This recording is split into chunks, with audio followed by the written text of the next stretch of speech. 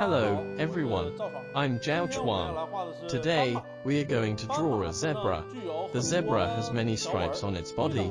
At earliest time, people thought these stripes were a kind of mimicry, as the habitat of zebras always grows very tall grass, and the stripes can help them to hide. But recent years, it is thought the patterns of zebras are mainly for interspecies identification and some other functions. The zebra seems to be difficult to draw, as its coat patterns are complicated. The patterns on its various parts, some are horizontal, and some are vertical, which makes it difficult to draw. Its outline is similar to a horse's. The horse is also an animal that is not easy to show. But in fact, we can still find certain rules to follow. First, the appearance of a horse has several features. If you know the horse's skeletal structure and orientation of its muscles, you'll find it is not difficult to draw. Its face is long, and its neck is like a triangle. The starting point of its head top is always very narrow. As going backward, the muscles of its neck become wider, such that its neck forms a triangular shape as a whole. Then it has a relatively wide pelvis, making its thighs thick. Its scapula is a square slanted backward, resulting in the distinctive shape of its shoulders. Then about the anatomical structure of its limbs. Once you are clear about the positions of its upper arms, its forearms, its thighs, its shanks and its soles, you will feel more confident to draw it. In addition, the patterns on its body indeed have certain orientations and rules. For example, the pattern on its pelvis, the pattern on its body sides, and the pattern on its head, we can all find certain rules. Now, let's start to draw this zebra. Meanwhile, I will explain how to show each part of its body. The zebra is an animal with many patterns on its body, which makes it very difficult to draw. So we must pay attention to the sequence of drawing.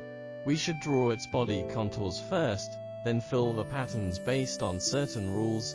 Now, let's determine the general locations of its each body part. By starting with its head. Its head looks like that of a horse, which is very long, and probably situates here.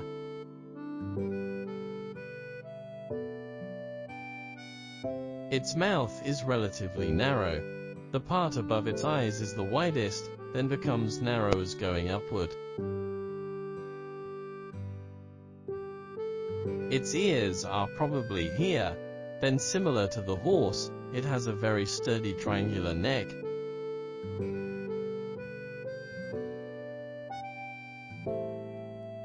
Shoulders and long shoulder blades.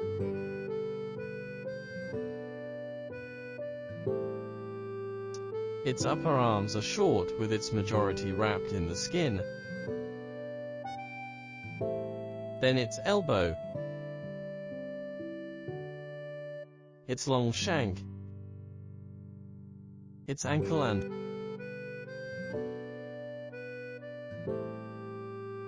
followed by its hoof. Here will be the other leg. Its back is bending downward and its rump tilting upward.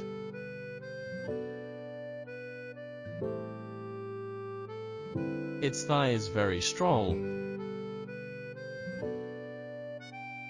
followed by its shank.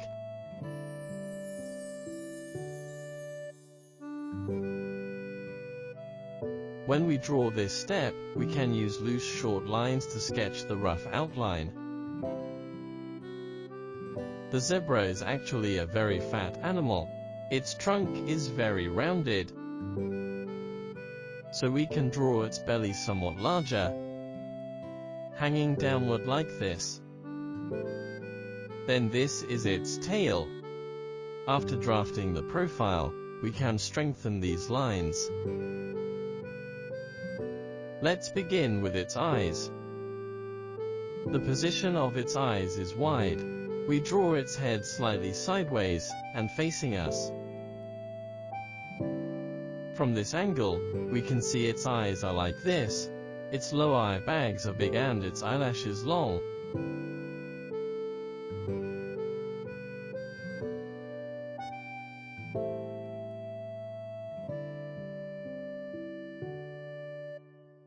Its two nostrils are similar with the horse's.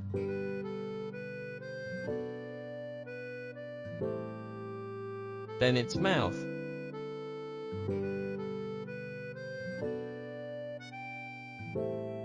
We can make these outlines clearer. Its ears are like those of horses, which are very short.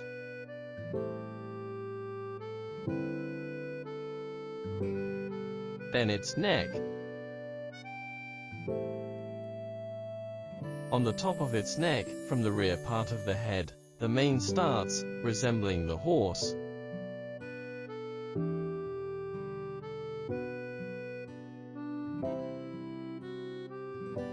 Then its shoulders, followed by its back.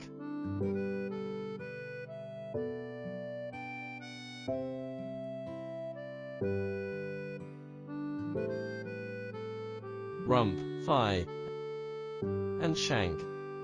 At its knees, we can draw a few more strokes. Its knee has a complicated structure.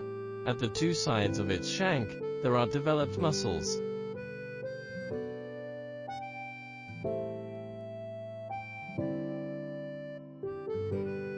The vertical part is its sole, then will be its toes and its hoof.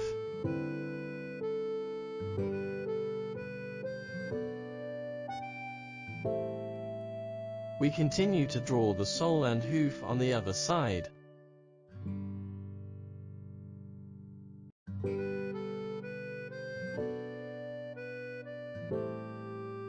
Most part of its upper arm is blocked by its trunk with only the elbow visible.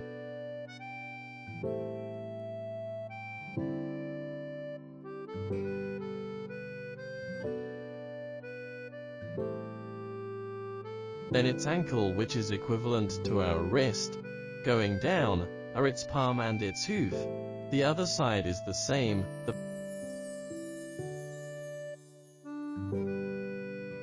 palm, fingers and hoof. Then its belly, the outline of its neck. At last, we come to its tail. Its tail is a bit like the donkey's, which has a bare upper half, and a long tuft at the lower half.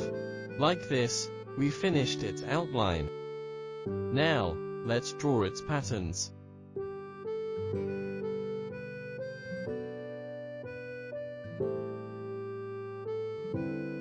The stripes on its body sides are not all vertical.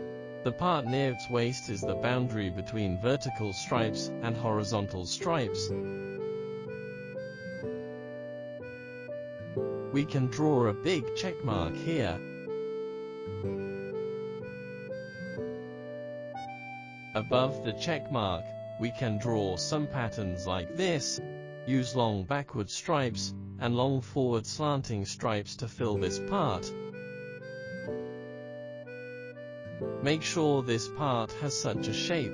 In front of the check mark, the patterns on its shoulders become different, which are two stripes going across the shoulders.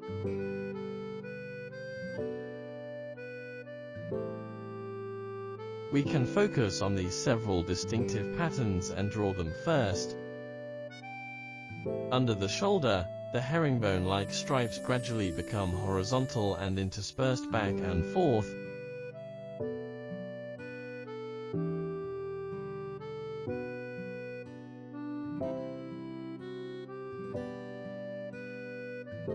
And moving downward, there are small stripes like this. At its body sides, the area in front of this check mark is full of downward stripes. But we can't draw them completely straight. It is a relatively elongated S shape at the lower part.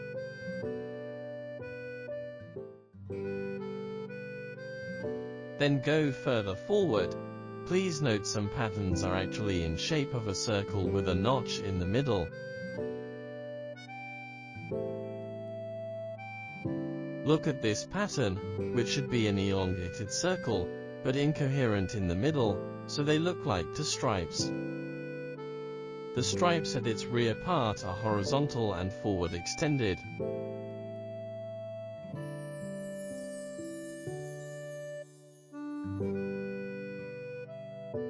This one is just corresponding with this shape.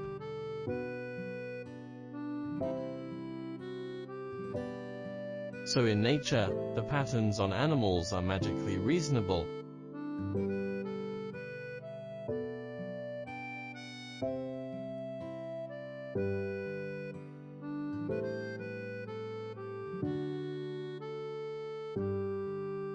Along its leg, the lower part is with stripes all arranged horizontally. The further towards the ankle, the smaller the stripes. Then, the inside of the other leg has some too. We can also draw the same stripes on the other front leg. The stripes on its tail are almost the same with those of tigers. The tail tuft is generally black.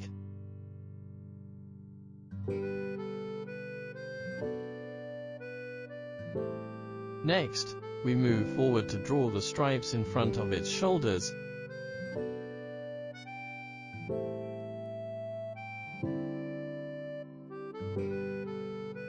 The stripes at this position are all vertical like this.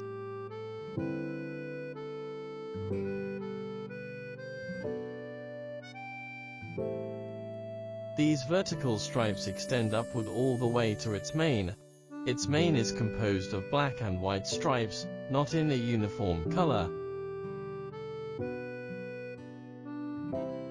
Then, we come to its head. There are stripes above and under its eyes, leading all the way to its mouth. And the stripes above its eyes split like this, then go around its eyes.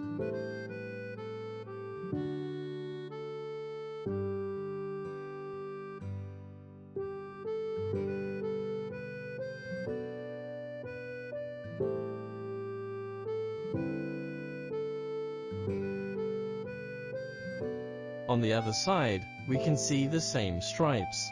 On its forehead, these two stripes form a shape like a vase or a shuttle.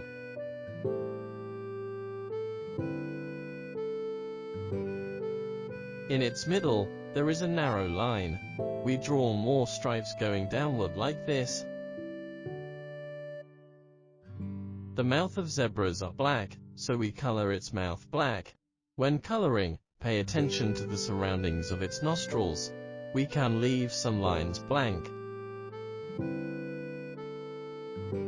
Behind the mouth, the stripes are all slanted backward.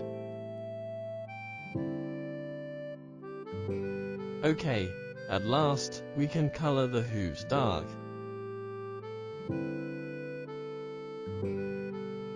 Good, we've finished drawing this zebra.